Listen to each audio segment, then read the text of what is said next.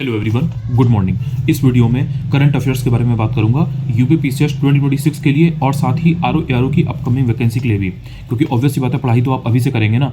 और current affairs भी बाकी जितने भी आपके सब्जेक्ट हैं like history, geography, polity, economy, science, environment, UP special, उनके साथ में एक बहुत ही इंपॉर्टेंट सब्जेक्ट है। तो करंट अफेयर्स जब आप अभी से डिसाइड कर लेंगे कि मेरे को कौन सा सोर्स पिक करना है, कौन सा सोर्स से तैयारी करनी है, तो आप उसको लगातार 5-6 महीने 8 महीने पढ़ पाएंगे। और फिर एग्जाम के पहले आपके सामने ये सिचुएशन नहीं आएगी कि मैं किस सोर्स से तैयारी करूं जिससे कि मुझे मैक्सिमम करंट अफेयर्स के क्वेश्चंस मेरे पेपर में सॉल्व हो जाएं।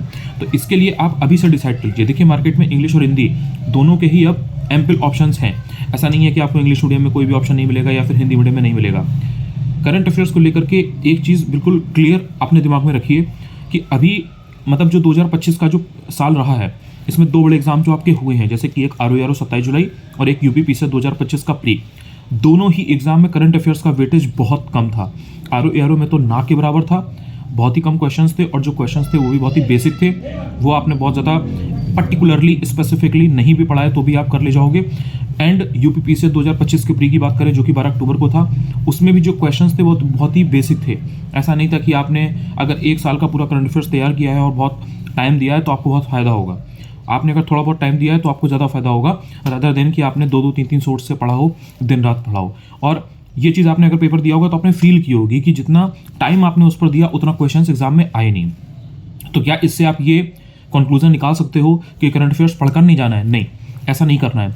हो सकता है कि 2026 के आरओ एआरओ के एग्जाम या फिर यूपीपीसीएस 2026 के प्री के लिए आप करंट अफेयर्स को नजरअंदाज कर दो, इग्नोर कर दो, और करंट अफेयर्स के क्वेश्चन पहले की तरह जो 2024 तक का पैटर्न रहता था उसके अकॉर्डिंग करंट अफेयर्स के क्वेश्चन जो कि ज़्यादा आते थे वैसे ही आ जाए।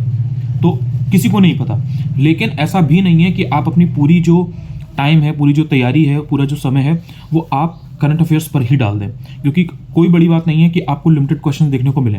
क्योंकि एक चीज़ समझिए, मार्केट में जिस चीज़ का बहुत ज़्यादा एक हाइप रहती है, जिस चीज़ की बहुत ज़्यादा उसको लेकर के बातें होती हैं, तो जो ऑर्गेनाइजेशन है, जो इंस्टीट्यूट है, जो संस्था है, जो बॉडी है जो कंडक्ट करा रही है एग्जाम, उसको भी कुछ कुछ चीज़ों का आइडिया रहता है और वो उस चीज़ से थोड़ा सा वो ब्लफ करती है। यानी कि करंट अफेयर्स हर कोई पढ़ रहा है, 2-2, 3-3 सोर्सेज चल रहे हैं, करंट अफेयर्स का कोर्स चल रहा होगा, पेड बैच चल रहे होंगे, कोचिंग सारी करंट अफेयर्स के अराउंड घूम रही होंगी, तो वहाँ पर बहुत चांसेस हैं कि जो संस्था है जो एग्जाम करा रही है वो करंट अफेयर्स को का वेटेज उतना रखेगी नहीं, और आप कभी भी किसी भी साल धोखा खा जाएंगे। ये चीज़ यूपीएससी के फील्ड में आपने अगर कभी ऑब्जर्व किया हो तो बहुत ज़्यादा चलती है। तो मेन चीज़ ये है कि करंट अफेयर्स का जो भी अपना सोर्स है वो आप अभी से पिक कर लीजिए। लिमिटेड पढ़ना है, एक या मैक्सिमम 2 सोर्स आप कर लीजिए, लेकिन एक को अच्छे से करिए तो वो आपको ज़्यादा रिटर्न देगा।